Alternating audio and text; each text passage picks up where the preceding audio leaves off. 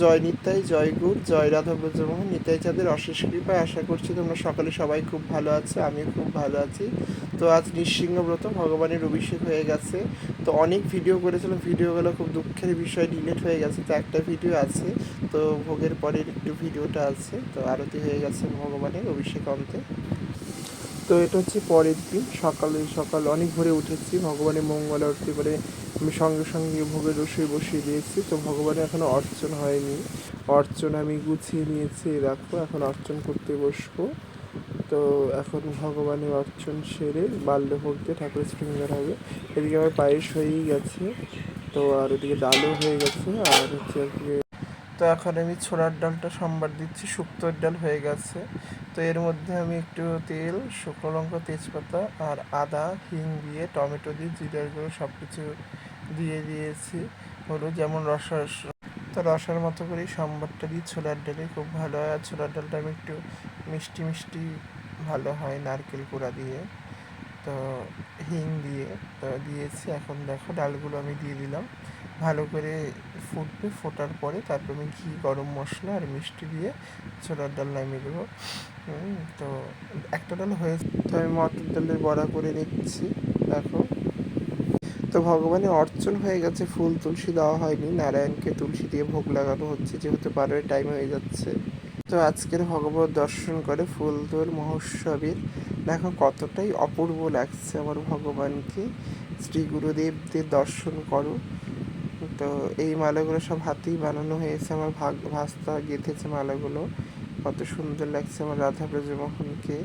আর ভগবানের অর্চনা স্নান হয়েই নারায়ণের তুলসী দিয়ে আগে বাল্যভোগ দেওয়া হয়েছে, কারণ পারণের টাইম হয়ে যাচ্ছিল।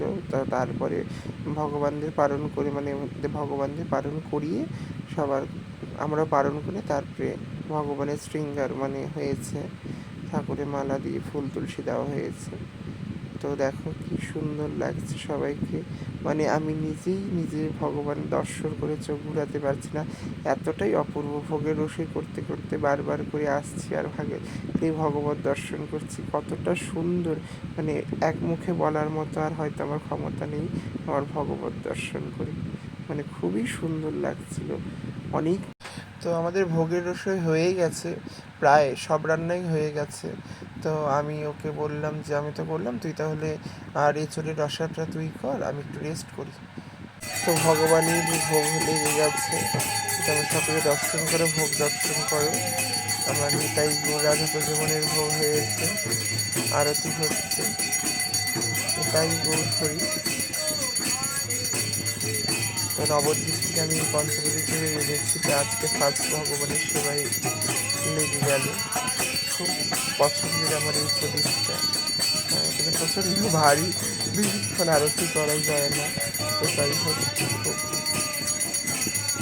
পছন্দের আমার একটা জিনিস, এবং তাই আরতি করতে ভালো লাগে। তারপর যা কালি হয়েছিল বলার মতন না।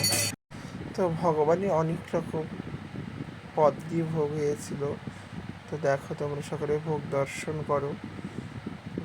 নিতাই গৌর হরি বল। তো ভোগেরও সেই সপ্তাহেই করেছিলাম আমি, আর পরের 2-3টে পদ বাকি ছিল। তখন আমি আমার বন্ধুটাকে বললাম তাহলে 2-4টে পদ তুই কর, আমি একটু রেস্ট করি, কারণ আমি অনেক ভোরে উঠেছিলাম আর রাতে শুতে শুতে অনেক দেরি হয়ে গেছিলো সেই জন্য। তো বললাম, ও তখন আমি একটু শুয়েছি।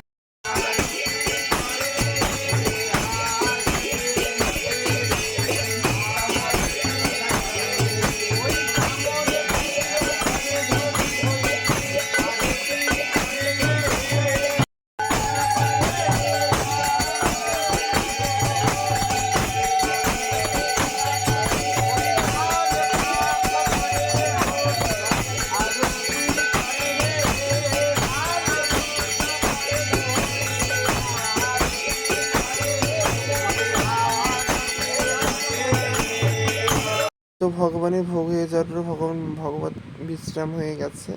তো এখন সকল ভক্তর প্রসাদ পাচ্ছে, যদিও বেশি ভক্ত নিমন্ত্রিত ছিল না।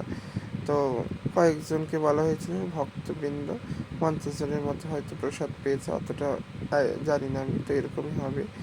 তো এখন 2 দিন আগে, তো দেখো, তো এটা হচ্ছে ভোগের একদিন পরে তো সবাই চলে যাওয়া, ভক্তরা চলে যাওয়ার পরে তিনজন ছিলাম, দু ভাস্তা আর একটা ভাই ছিল, ও দীক্ষা নেয়নি, দীক্ষা নেবে।